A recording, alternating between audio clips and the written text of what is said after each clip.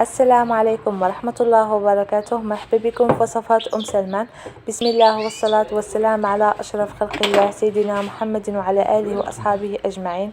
الوصفة ديال اليوم إن شاء الله غادي نقدم معكم الرايب ديال المحلبات اللي كيجي رائع بزاف، كيجي عاقد ولذيذ واقتصادي بدون كثرة المكونات، وكذلك سهل التحضير بالنسبة لأول مرة غادا تجربوا، أو بالنسبة للمبتدئات لأول مرة غادا تجرب هذا الرايب غادي ينجح معها من أول تجربة إلا اتبعت جميع الخطوات وكذلك الأسرار اللي غادي نعطيكم في آخر الفيديو لنجاح هذه الوصفة. تابعوا معايا الفيديو حتى الأخير باش تعرفوا على المقادير وكذلك طريقة التحضير وفرجة ممتعة. غادي نبداو على بركة الله. بالنسبة للمكونات هذه الوصفة كنحتاج هنا في المكونات عندي لتر ونصف من الحليب، علبة من الياغورت بنكهة الفانيلا، 3 ملاعق من السكر حبيبات، وكيس من السكر بنكهة الفانيلا. اول خطوه غادا نديروها كناخذ واحد الكاسرول، غادا نضيف ليه هنايا لتر ونصف من الحليب. بالنسبه للكميه ديال الحليب ممكن انكم تنقصوا الكميه او ممكن تزيدوا الكميه، اما بالنسبه للياغورت وكيس من الفانيلا وكذلك السكر كتبقى هي هذيك. اما بالنسبه للسكر بالنسبه بعض الناس يعني كيعجبهم السكر، الرايب يكون حلو بزاف، لكن هاد الكميه اللي عطيتكم دابا لتر ونصف من الحليب مع 3 المعالق من السكر كتجي هي هذيك. اما بالنسبه للسر باش النجاح ديال الوصفه حتى هي كتكون في السكر، استناو في الاخر ديال الفيديو غادي نقول لكم السر. صافي هنايا من بعد ما درت الحليب ديالي حتى طلعت فيه الغليه كنخليوه يبرد شويه، من بعد كدير لنا واحد الطبقه ديال القشره ديال الحليب كنحيدو هكا بالصفايه هكا. من بعد كنخليو الحليب ديالنا يبرد هكا لمده 5 دقائق حتى 10 دقائق باش تعرفوا ان الحليب واجد للاستعمال. كنديروا فيه الاصبع ديالنا كنحسبوا ليه 6 ثواني فقط، يعني كنحسبوا من الواحد حتى ل6. الا قدرتوا انكم تستحملوا درجة الحرارة ديال الحليب تماك غادي تكملوا على الخطوة المتبقية. ضروري ان الحليب يكون سخون وفي نفس الوقت يعني تكونوا قادرين انكم تستحملوا درجة الحرارة تاعو. صافي هنايا كنقسموا الحليب، كناخذ واحد الكمية ما يعادل هكا زلافة او كاس كبير ديال الحليب، كنديرو هكا في شي اناء او في كاسرول. كندير معاه 3 معالق من السكر وكيس من السكر بنكهة الفانيلا، وكنضيف عليه كذلك علبة من الياغورت بنكهة الفانيلا. بالنسبة للياغورت كذلك خاص يكون هاد النوعية اللي تكون عاقدة، يعني ما تكونش جارية. هذه النقطة الثانية البنات باش تنجح معكم الوصفة. صافي هنايا من بعد ما كنخلط جميع المكونات مزيان حتى كيتجانسوا مع بعض كنضيفوهم على الحليب على الكمية الكثيرة، كنبقاو نخلطو حنايا كنزيدو في الخليط ديالنا حتى كيتجانسوا لينا جميع المكونات. من بعد هنايا كناخذ هاد الكيسان، او ممكن انكم تاخذوا اي كؤوس عندكم في المنزل، يعني ماشي بالضروره انهم يكون هاد النوعيه هادي.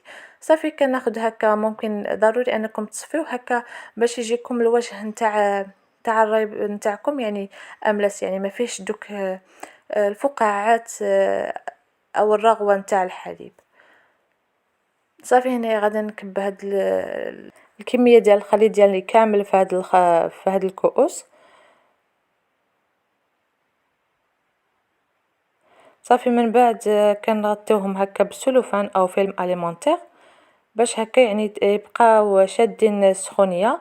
النقطه الثالثه خاصكم ديروهم كذلك في مكان يكون ساخن، يعني يكون شي مكان في المنزل نتاعكم، يعني تكون فيه درجه الحراره تكون مرتفعه نوعا ما، او ممكن انكم ديروهم كذلك في الفران، يعني ما يكونش سخون، يعني هكا يعني غير تدخلوهم هكا يعني شي بلاصه تكون هكا منغلقه. صافي هنا كنفرشوا ليهم هكا شي منطه. صافي كنغطيوهم مزيان، خاص ضروري انهم يحتفظوا بدرجه الحراره. كنخليهم لمده 8 ساعات او 6 ساعات. الا كان درجه الحراره ديال المكان اللي درتوهم فيهم خليهم 6 ساعات او 8 ساعات على الاحسن. صافي هنايا من بعد ما خليتهم انا ليله كامله، صافي في الصباح كنحيد ليهم كسميتو كنديرهم في الثلاجه لمده هكاك 2 ساعات حتى 3 ساعات باش يبردوا لينا. ها انتم البنات الشكل النهائي ديال الياغورت ديالي او الرايب ديالي كيف تيجي، صراحه كيجي رائع بزاف. بالنسبه لوليداتنا احسن حاجه نعطيوهم شي حاجه كنديروها في الدار احسن من اننا نشري لهم دوك الياغورت اللي كيتباع هكا في المحلات وفيهم بزاف ديال المستحضرات ومواد حافظه. من الأحسن أننا نوجدوا لهم هاد الياغورت أو هذا الرايب في المنزل. صراحة كيجي رائع بزاف، وكذلك كيكون اقتصادي وكيجي افضل على الصحه ديال وليداتنا وعلى الصحه ديالنا حتى حنايا. صافي ها نتوما البنات شكل نهائي ديال الرايب ديالي كيف كيجي متماسك تبارك الله. ها نتوما يعني ما كيجيش قد. المهم غادا نعطيكم بالنسبه للاسرار لنجاح هذه الوصفه. اول سر من الاسرار النجاح ديال الرايب هو النسبه ديال السكر في الخليط ديالكم.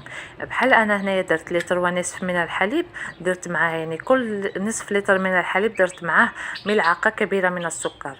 مع هنايا الخليط ديالنا ضفنا ليه كذلك علبه من الياغورت بنكهه ديال الفانيلا حتى هي فيه النسبه ديال السكر، وضفنا كذلك كيس من سكر بنكهه الفانيلا وحتى هو فيه النسبه ديال السكر. يعني كتكون الكميه معتدله من السكر، يعني ما كيكونش الرايب ديالكم باسل. بالنسبه للناس اللي كيعجبهم النسبه ديال الحلاوه في الخليط او في اي حاجه تكون مرتفعه، حاولوا عوض انكم ديروا الياغورت وكيس من سكر بنكهه الفانيلا وتزيدوا الكميه ديال السكر، تضيفوا كذلك 3 معالق كبار من الحليب المجفف باش يتماسك معكم الخليط. ثالث حاجه البنات بالنسبه للسكر، الا درتوا حاولوا تنقصوا من السكر.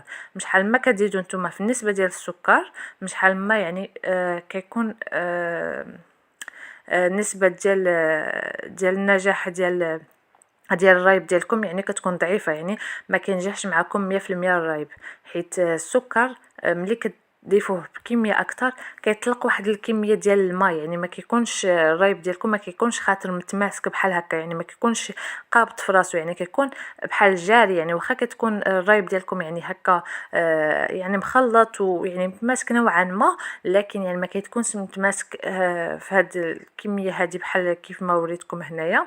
يعني ضروري انكم تنقصوا من الكميه ديال السكر بالنسبه لصحتنا وصحه وليداتنا طبعا.